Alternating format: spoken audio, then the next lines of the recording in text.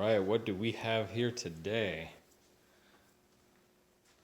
It is Christmas in November. We've got the new swim platform from swimplatforms.com for our Cobalt 292.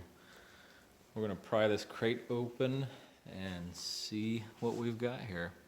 As you can see, they crate these up really well from swimplatforms.com and their warehouse before it comes.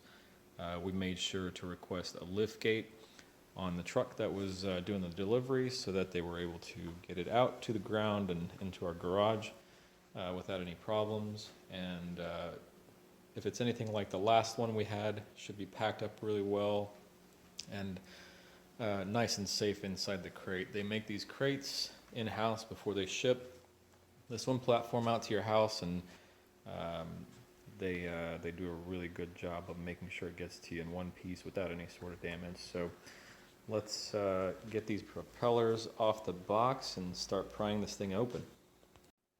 Well, thank goodness these guys are smarter than I am. They put screws in here. That's going to make it a lot easier. So we're just going to pop all these screws out one by one. And this should make pretty quick work of this.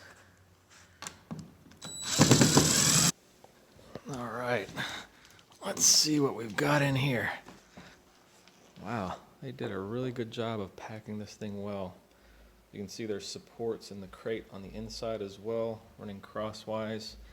Make sure everything stays put, doesn't collapse. And around the swim platform itself, just like last time, they use this heavy-duty carpet padding type material to make sure that all of the edges are protected as well.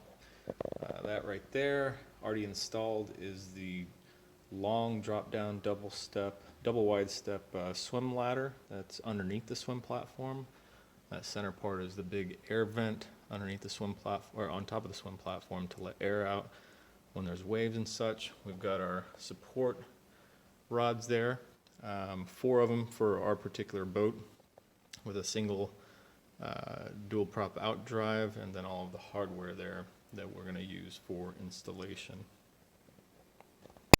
All right, we've got the lid off.